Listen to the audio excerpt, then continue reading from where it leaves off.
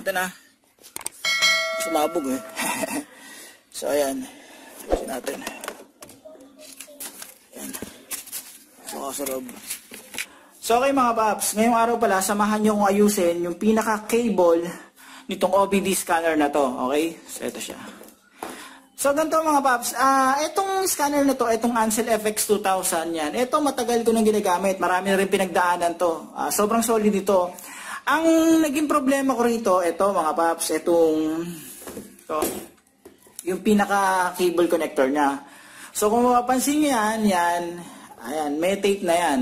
Okay? So mas brutal to mga paps, kasi ang ginawa ko dito, tinape ko na lang, tas natatalupan yan dito. Okay, so siguro sa init na rin ng panahon at saka sa madalas kong ginagamit, yung ano niyan, yung insulator niya, ito makapal na insulator na to, natuklap na, tapos na-expose na yung mga single wire niya. Ayan kikita niya naman eh. Yan yun yan. Malabo. Pero ito yan mga paps yan, labas na yan. So mahaba yan. Ito, tupi na nga. Ito yung pinaka number 1 na cons or problema nitong scanner na to. So yung pinaka cable niya. Sa kasamaang palad, etong Ansel FX 2000, hindi sila naglabas ng kahit separate na link man lang or store kung saan man mabibili, kahit yung pinaka-cable niyan. Okay? So, yun ang pinaka-problema. Ngayon, may mga nabibili online, etong nabili ko sa online, sakto naman. Parehas siya ng ganito, halos parehas ng ng sukat, ng dami rin ng pin, kahit dito, yan, parehas lang siya. Nasubukan ko na rin ipasok to doon, sa kasamaang palad, hindi siya umubra. So, hindi umubra, hindi gumana. So, ito kasi, itong cable na to, hindi naman sira ito. Ang problema kasi, kahit parehas siya ng sukat, na ipapasok ko rin doon sa sasakyan, yung pinaka-connection nito ay magkakaiba. So, posible itong cable na to ay applicable sa ibang OBD scanner. Hindi ko alam kung anong particular OBD scanner, pero yun siguro yung dahilan. Okay? So, ayan siya. So, ito muna alamin ko yung tamang connection niyan. Pag nalaman ko kung saan talaga nakakonect yung mga pin na to dito sa pinakabutas niya, i-rewire ko ito mga paps. Okay? So, alamin na natin to mga paps. So, ganito mga paps, bago tayo magsimula, baka may magsabi niya na, bumasa ka na lang sa number. Tama naman yun. May mga number naman to dito. May mga number yan dyan. Maliliit yung nakasulat na number, meron yan din dito. Kahit may number siya mga paps, iba pa rin talaga na malalaman natin yung pinaka-connection yan. Kahit tama yung number nito, tama yung number nito, tama rin yung dito, yan, iba pa rin talaga kung saan natin malalaman yung actual na posisyon ng wire na pinagkokonektahan sa kabilang side. Okay? So, halimbawa, ito, nakakonekto dito. At least, alam talaga natin na ito, nakakonekto dito. Sample ko lang yan, mga paps. Okay? So, hindi ako magbabase sa numbering nito. Okay? So, nagbase ako sa pinaka-posisyon ng connector. Okay? So, ganyan siya.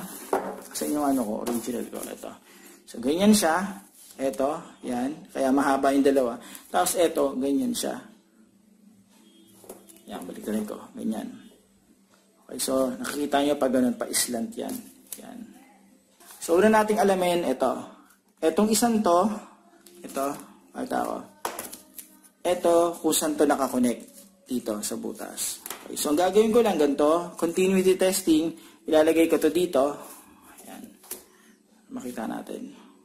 So, ayan. Tapos, meron akong ginawa dito na nilagyan ko ng partible para maipapasok ko dito sa mga butas. Okay? So, inuna ko yung nasa dulo. Ito yon. Yan.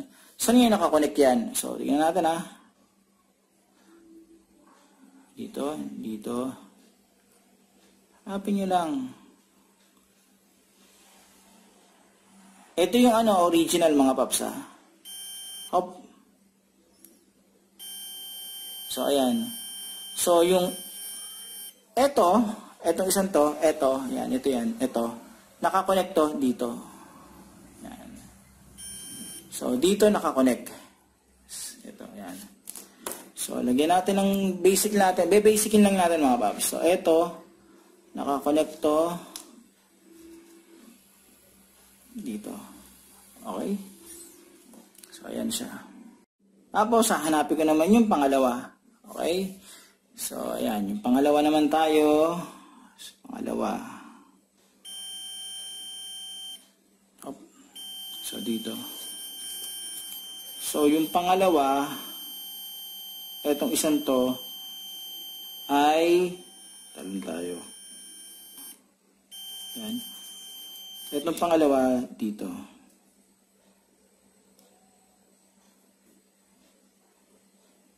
Okay, so ayusin ko na lang mamaya yan mga paps. So, ang dami na, nasa labat na.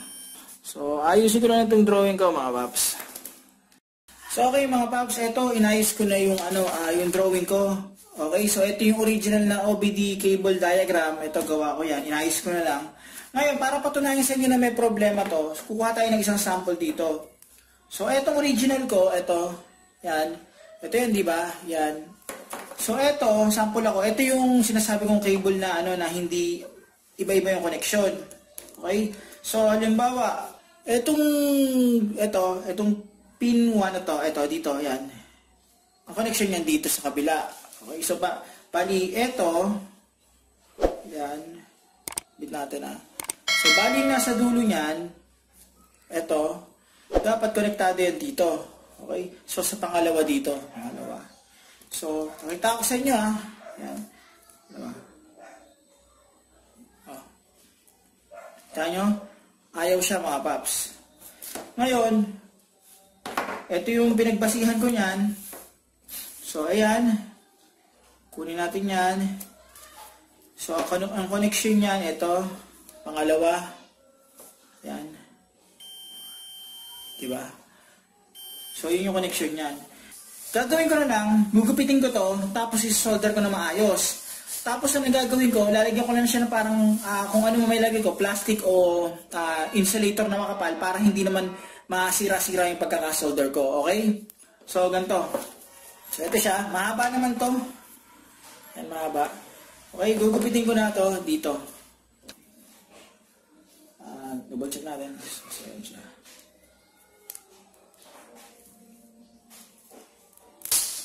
So, yan siya. So, ayan. So, ito na siya mga paps. Ito yung isang set. Ito yung mga wires niya. May sa kabila naman tayo. Okay, dito naman tayo. So, ingat kayo kapag tatanggalin nyo yung mga nito, yung insulator nito. Yan. Okay, so ito na siya. So, yan na. So, okay mga paps, sa susunod natin, hahanapin natin yung wire na nakakonekta dito sa mga pin na to. Okay, so ito muna unahin natin, itong side na to. Yan, yung kinoconnect sa, sa ilalim ng OBD port. Okay, so hanapin natin yung unang pin dito. Ito, yung nasa taas. Okay, so connect natin yan dyan. Yan, nakakonect na yan.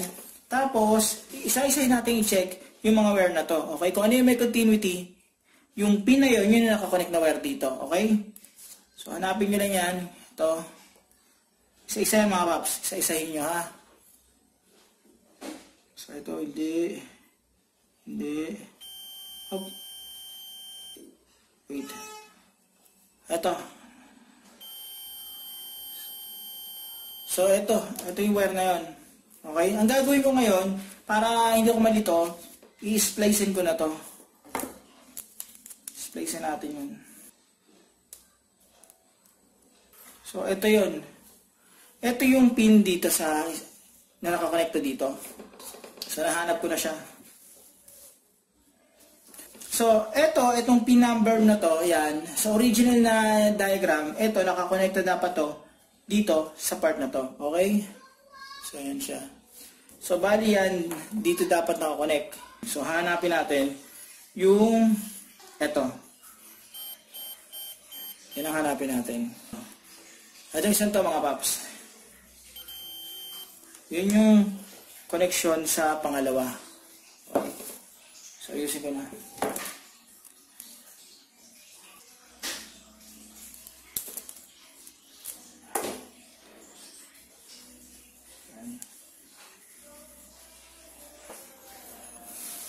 Ngayon, since nakuha ko na, yun na yung pagdudutungin ko. Okay? Yan, mamaya ko na yung solder yan. Ngayon, tignan natin mga paps ha. So, pin na to. Yan, sa dulo. Tapos, base sa diagram, yung pin na to, yan. Yung pin na to, diretso yan dito sa pangalawa. Okay? So, ganyan. So, nakita nyo? Yan siya. Una, sa pangalawa yan. Yan.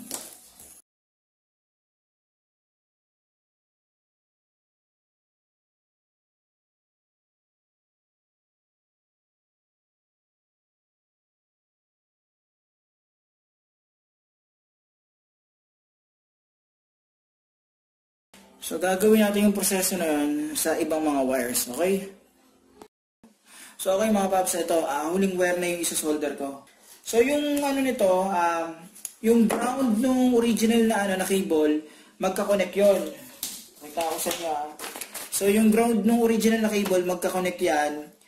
Ito, papunta sa pin number 1. Dito sa replacement, hindi na, isang wire na lang. So, i-connect ko na lang siya basta dito. Kumbaga, naka-ground naman yan mga paps. Okay, kumbaga parang disable na yung isang connector. Pero hindi naman ibig sabihin nun, walang supply kasi yung isa naman, naka-supply naman. Okay? So, ayan. Iyaano ko na.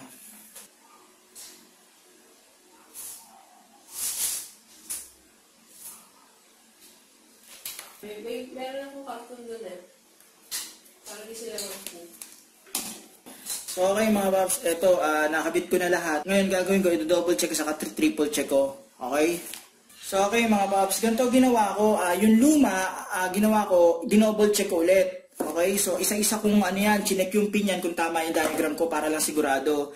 Tapos inisa-isa ko yan mga paps. Tapos nun, lahat ng matatapos ko, isa-isa, kin-browse outan ko. Halimbawa, una muna yung feeling na check ko, isang slash, isa-isa yung mga yan. Tapos nun, yung bagong cable na ika-cross-reference ko, inisa-isa ko rin, tapos inagsan ko.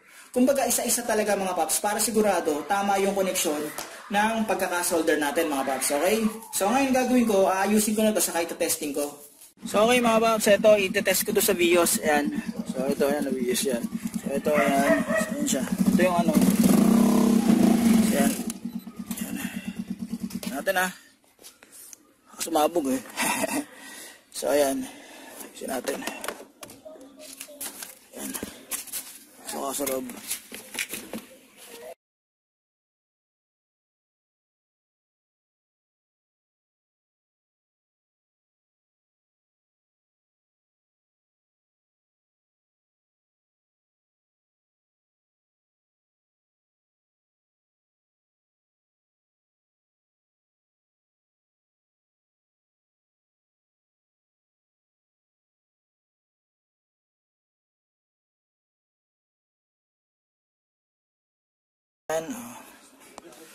Okay, so ayan siya. Ayan. Ayan. Nako-connect yan. Okay na. So, butin na natin to. Natin ilaw.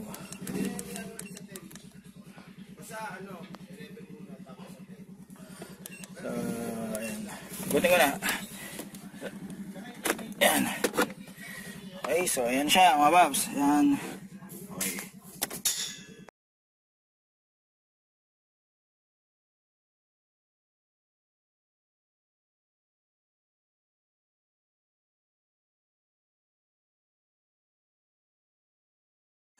So paano mga babs, hanggang dito na lang yung video ko. Sana kahit paano nakatulong tong video na to in case na bumili kayo ng OBD cable pang pang Ansel FX 2000.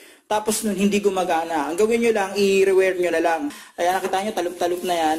So ito yung ginawa ko. Ang gagawin ko rito, ayusin ko na lang mamaya, lagyan ko ng parang electrical tape o kung ano makita ko pang insulator dyan para tumibay naman kahit paano. Okay? Ito nga pala yung diagram, tignan nyo maigi. Medyo kakaiba, pero kung medyo nalilito kayo, pwede nyo manuhin ng testing gaya ng ginawa ko kanina. Okay, so isa-isang pin para ma-check nyo. Okay, so ayan siya mga paps. Paano mga paps, maraming salamat sa inyo.